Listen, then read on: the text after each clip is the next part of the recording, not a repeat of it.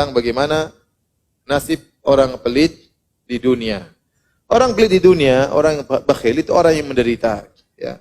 Nabi telah memberikan perumpamaan tentang orang yang pelit dengan orang yang bersedekah. Seperti seorang yang terikat tangannya sampai di lehernya, kemudian dia pakai baju besi.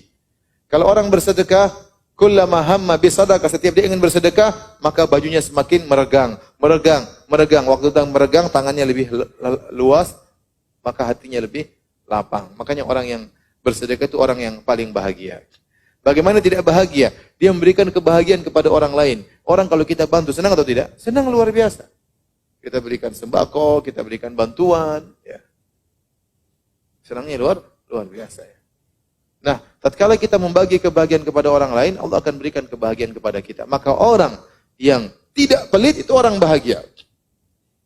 Tetapi orang yang pelit, kata Nabi SAW, tatkala dia ingin bersedekah, maka bajunya semakin sempit dia semakin sesak bernafas. Kenapa dia pelit? Makanya orang yang pelit suka marah-marah. Sedikit-sedikit marah-marah, sedikit-sedikit perhitungan. Marah sama suaminya, marah sama istrinya, marah sama ibunya. Kenapa dia? Dia pelit, makanya segalanya dia perhitungkan. Dan dia menderita. Ini orang pelit. Kemudian di antara penderitaan orang pelit. Orang pelit itu hidupnya susah di dunia. Kemudian di akhirat hisabnya susah juga. Makanya dikatakan al-bukhala atau al-bakhil ya'ishu aishal fuqara wa yuhasabu hisabal aghnia. Hafal perkataan ini. Orang pelit itu hidupnya seperti, dia orang kaya tapi dia pelit. Dia hidupnya seperti orang miskin, hisabnya orang kaya. Ya. Kenapa? Betapa banyak kebahagiaan yang ingin dia tinggalkan gara-gara pelitnya. Ada makanan enak, aduh mahal sekali. Enggak jadi makan enak. Ya. Mau kemana-mana, cari yang paling murah. Duit banyak, naik pesawat selalu yang paling ekonomi. Dia kalau sesekali, duit banyak, ngapain terus ente, kapan nikmati duit ente? Ya. Cari hotel yang paling murah, subhanallah. Ini kita, kalau kita oke lah, duit nggak punya ya. Kalau nggak perlu, nggak usah di hotel ya. Saya dulu masih ingat sama istri saya, masih di Madinah, masih sekolah. Kita umroh, kita cari hotel yang paling murah lah. Karena gaji, mukafah beasiswa terbatas. Cuma 900 real per bulan. Pas umroh, istri saya bilang, Abi, cobalah hotel lah yang mewah itu. Mana? Itu Hilton. Ya udah, ayo pergi tanya. Kita pikir lagi sepi, mungkin harganya murah, 200 real ke 300 real ke 400 lah, 400 siap bayar. Akhirnya tanya berapa? 700. Sudah sayang kita tidur di ini aja, di lantai aja. Uang nggak ada. Ya kalau memang begitu lain cerita, kita nggak punya uang. Uang digaji cuma 900, sewa hotel 700, orang bahlul namanya. Cari hotel 70 real di belakang sana, ya udah enggak apa-apa, 70 real semalam. Tapi kalau ente punya uang banyak, saya bilang sama istri saya, nanti insya Allah ya. Kalau Abi sudah lulus, insya Allah ini hotel-hotel semua kita tiduri. Dan benar alhamdulillah, setelah lulus, kita hotel-hotel mahal.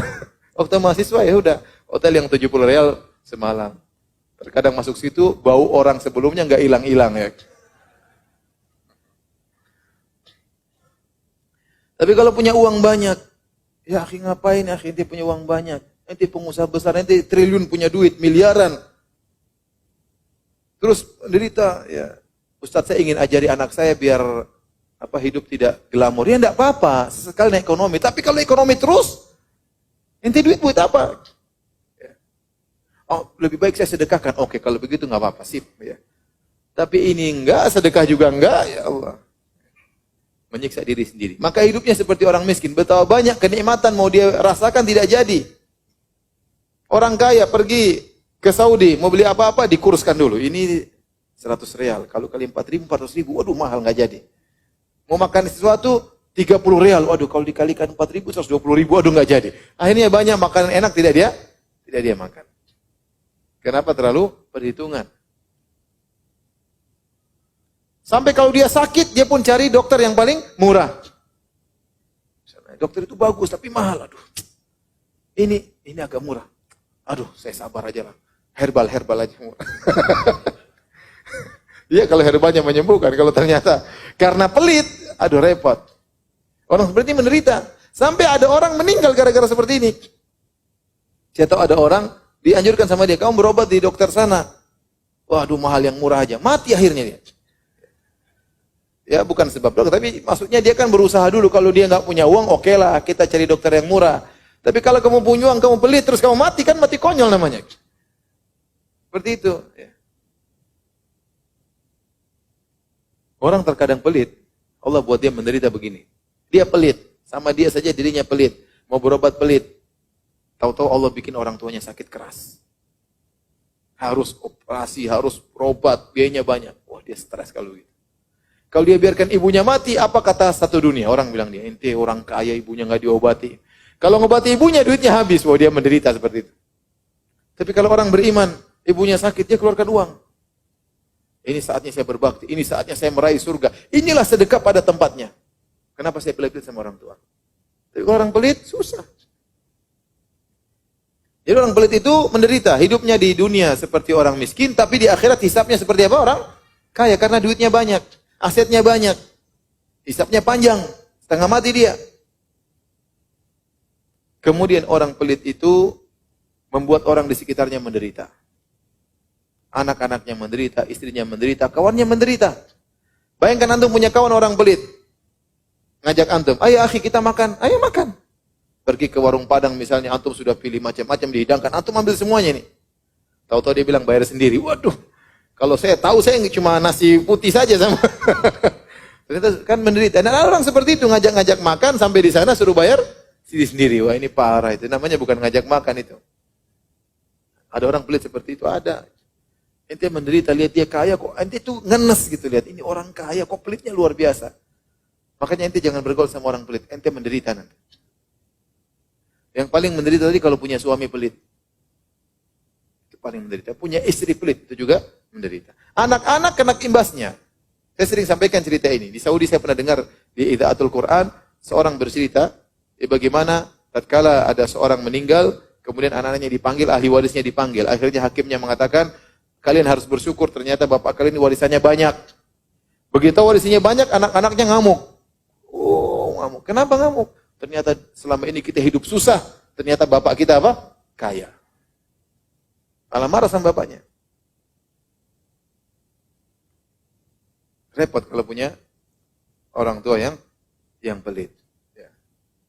Punya suami yang pelit. Ya. Kalau anak sakit, tidak begitu diperhatikan. Mau masuk emergensi, dia hitung-hitung duit bakalan keluar berapa, susah. Sampai istrinya kalau ada kejadian, ada istrinya naik mobil, kecelakaan, yang dia tanya pertama, gimana mobilnya? Bukan istrinya ditanyakan, mobilnya gimana? Dia pikir mobilnya itu berapa biayanya. Dia tidak pikir istrinya kecelakaan kek, apa kek. Ini karena pelit sudah mendarah daging. Dan yang paling bahaya, kalau antum pelit, anak antum juga biasanya pelit juga. Ini bahaya. Antum mengajarkan pelit kepada anak antum, sedikit-sedikit pelit, jangan. Kamu kalau makan, jangan depan teman-teman. Ya. Jangan ngajak teman-temanmu ke sini. Jadi anak kita ajarin pelit. Saya punya anak Abdul Muhsin, ngomong sama saya. Abi, itu si Fulan temannya, pelit. Dalam hati saya, benar, bapaknya aja pelit. Tapi saya nggak bilang sama anak saya, oh bapaknya juga pelit, Abi tahu. Enggak. Kalau antum pelit, anak ente nanti lebih pelit daripada ente. Jadi bahan tertawaan sama kawan-kawannya. Hidupnya susah, mau makan sembunyi-sembunyi, mau semuanya perhitungannya.